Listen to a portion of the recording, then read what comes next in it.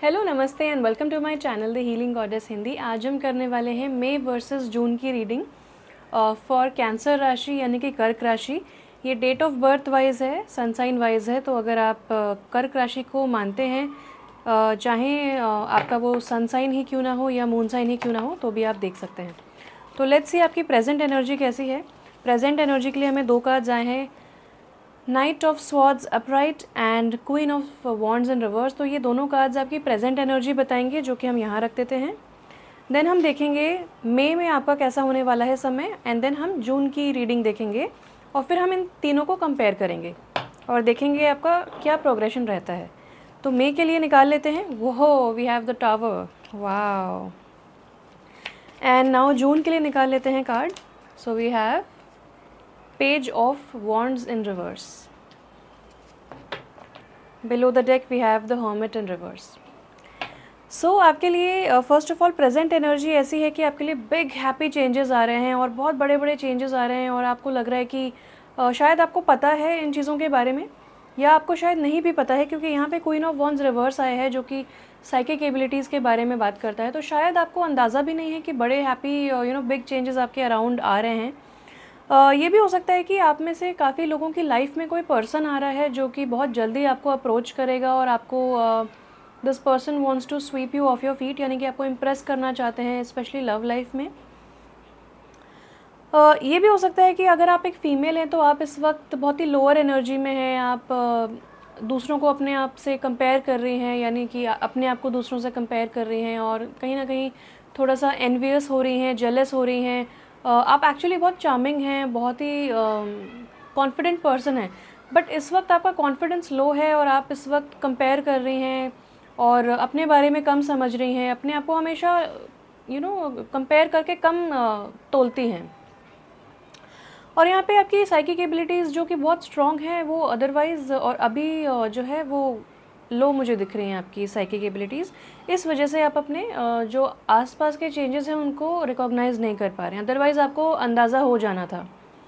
दूसरी चीज़ ये है कि आप लाइफ ऑफ द पार्टी हैं, लेकिन इस वक्त आप एक इंट्रोवर्ट एनर्जी में हैं, या फिर आप थोड़ा अकेला अकेला रहना चाहती हैं। आप हीलिंग पे ध्यान दे रही हैं, विच इज़ गुड।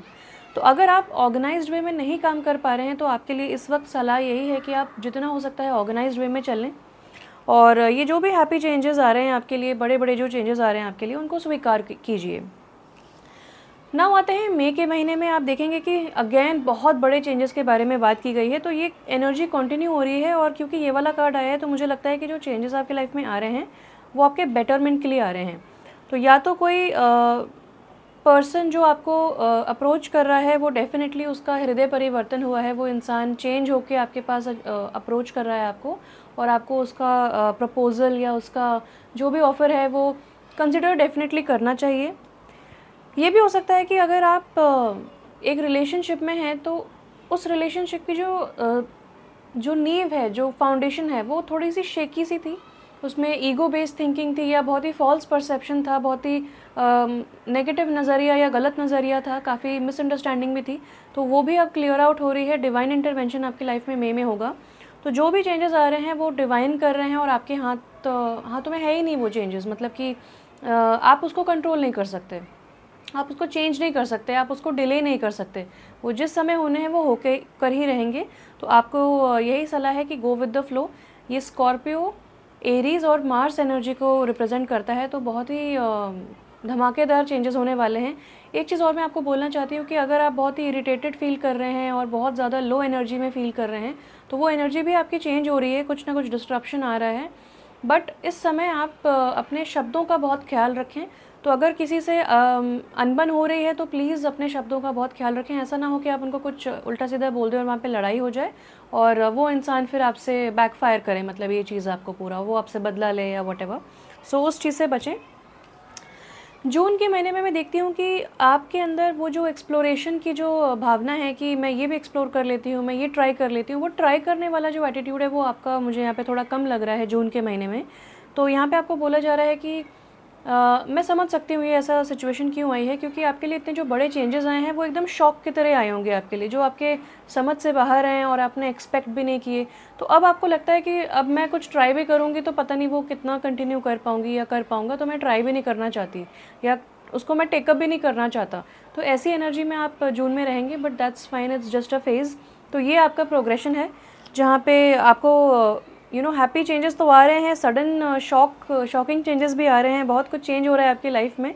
जैसे कि एक तूफ़ान आ गया हो और सब कुछ बिखर गया हो, लेकिन उसके बाद जो ग्रोथ होती है वो अमेजिंग होती है। तो ये उसके बारे में बोला जा रहा है।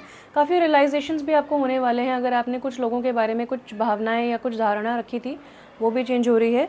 एंड जून के महीने में आप बहुत ही ट्रेडिशनल चलना पसंद करेंगे, लेकिन आपको बोला जा रहा है कि एंथुजियाज़म लेके आइए, एनर्जी अपनी इंक्रीज़ कीजिए, अच्छे खाने खाइए और ओवरऑल आप पॉजिटिव माइंडसेट के साथ आगे बढ़िए।